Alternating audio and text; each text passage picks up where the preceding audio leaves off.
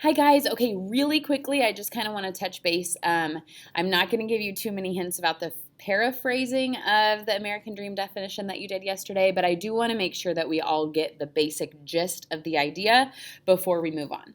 So really, guys, the basic gist is the last sentence of James Truslow Adams's definition.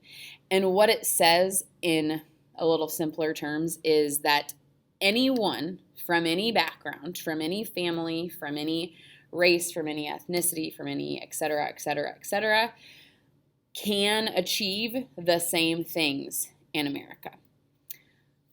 I'm not saying whether I believe that or not, but that is what James Truslow Adams said. So when we think about the American dream, I think you'll see that it has evolved over time, but I do want you to remember kind of what it is or what it was at its core. Today, you are going to start annotating, everyone's favorite thing to do, right? I'm going to tell you something about annotating. I hated annotating in high school. I thought it was pointless. I could read just fine. Why did I need to annotate? Like, I get it. I'm thinking about it in my head. This is dumb. Was I in for a world of hurt when I got to grad school?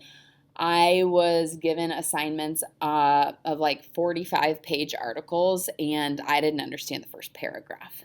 And so I'm not exaggerating when I say it would take me 3, 4, 5 days to read the article. Obviously, I would do other work in between, and I would like come to work and go to sleep and watch TV and all that stuff.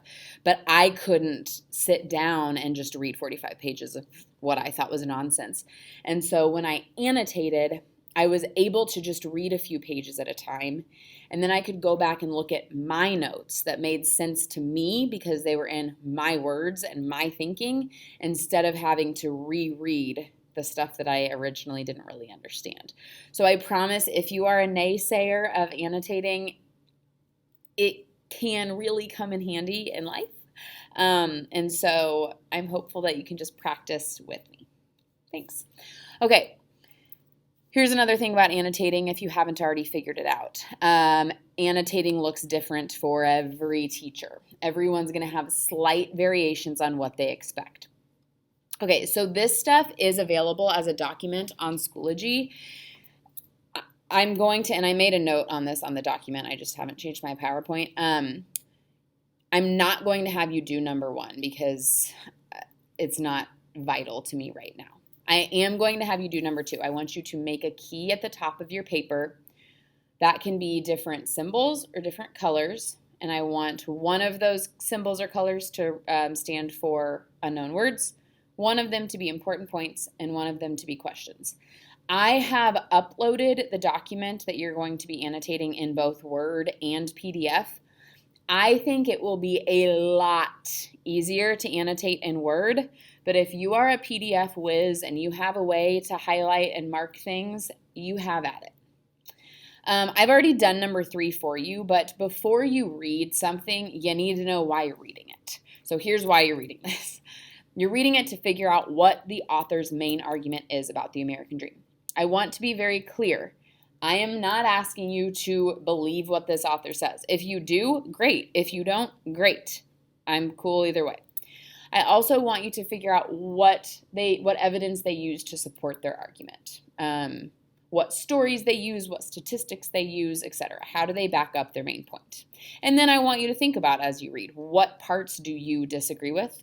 What parts do you agree with? What parts are you maybe like, interesting point. Hadn't thought about it like that.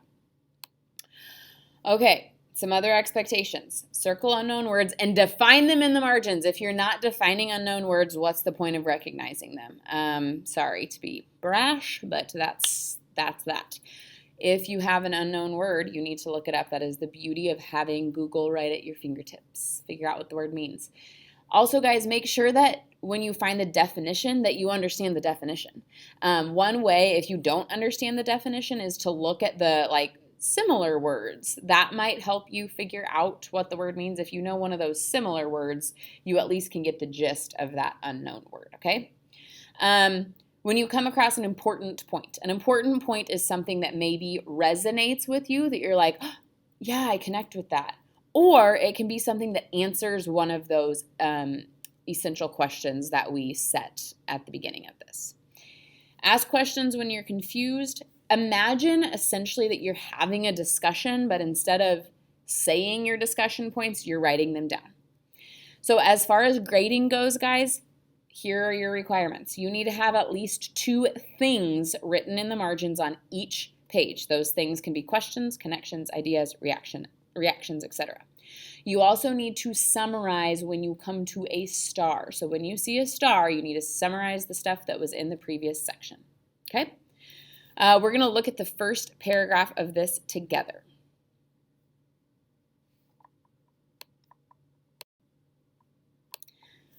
Okay, so if you look at this first paragraph, I have done a few things. I have circled my unknown words and I have defined them in the margins. The margins, just FYI, means the white space around the words. So just FYI. I've also noted an important point. So remember, something that could be considered an important point is something that you personally connect with. So I felt empathy for the guy who was speaking in this part, and so I noted that. I also asked a question. This whole kind of introduction talks about how the American dream for these people specifically have kind of, it feels like it's not as accessible. So my question is, well, why? It's changed a lot, clearly, but what happened? And my hope is that the rest of the article will answer that. So again, these are thoughts that ran through my mind while I was reading this, and so all I did was just jot them down. I'm trying to think if there's anything else I want to say. I don't think there is. Use the annotation directions there on a document under this week's Schoology stuff. They're also at the top of the article you're annotating. Guys, you have 2 days to annotate this article, so take your time and do your best. Let me know if you have questions. Thanks.